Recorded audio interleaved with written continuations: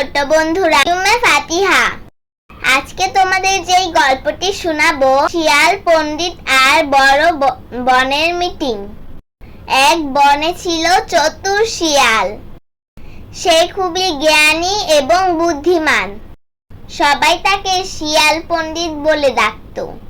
শিয়াল পণ্ডিত ছিল খুব চালাক, কিন্তু তার চালাকি বেশিরভাগ সময় নিজের লাভের জন্যই হতো।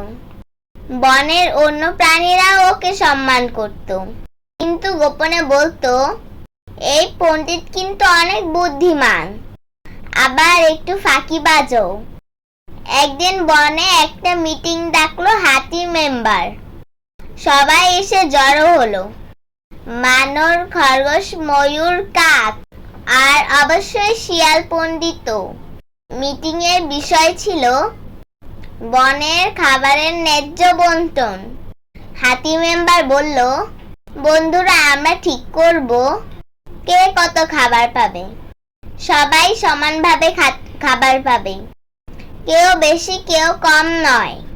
সবাই খুশি, শুধু শিয়াল পণ্ডিতের মুখটা একটু বেঁকে গেল।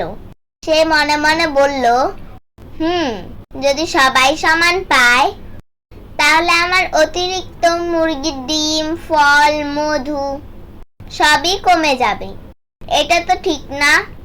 শিয়াল পণ্ডিত দাঁড়িয়ে বলল, বন্ধুরা, আমি তো পণ্ডিত। আমি একটা বড় ম্যাজিক জানি, যাতে খাবার ভাগ করলে কেউ কষ্ট পাবে না, সবাই খুশি থাকবে। বনের সব প্রাণী অবাক। ম্যাজিক? সেটা কিভাবে?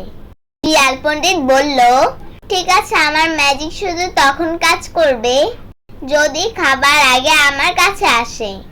আমি চোখ বন্ধ করে দোয়া পড়ব, তারপর যাদের বেশি দরকার তাদের কাছে বেশি যাবে। বানর হেসে বলল, মানে আগে তুমি সব খাবার ধরবে?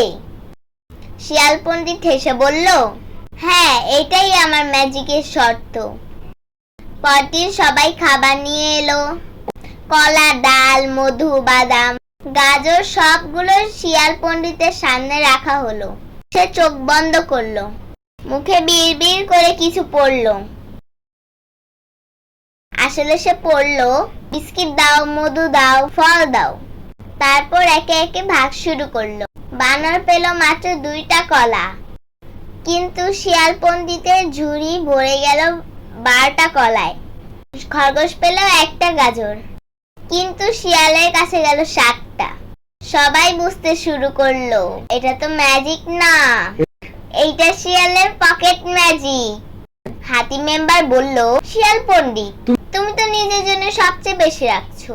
শিয়াল হাসতে হাসতে বলল, আরে, এটা আমার বুদ্ধি। আল্লাহ আমাদের বুদ্ধি দিয়েছেন, কাজে লাগানো তো খারাপ নয়। তখন কাক উড়ে এসে বলল, হ্যাঁ, আল্লাহ বুদ্ধি দিয়েছেন, কিন্তু সেটা সৎ পথে ব্যবহার করতে বলেছেন।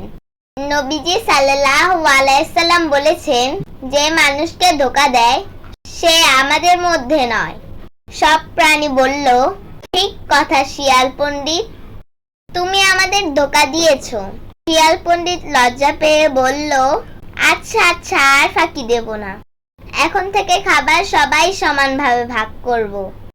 সব প্রাণী খুশি হয়ে হাসলো। শিয়ালও হাসলো, কিন্তু সে মনে মনে ভাবলো, এবার বুদ্ধি সৎ পথে ব্যবহার করতে হবে।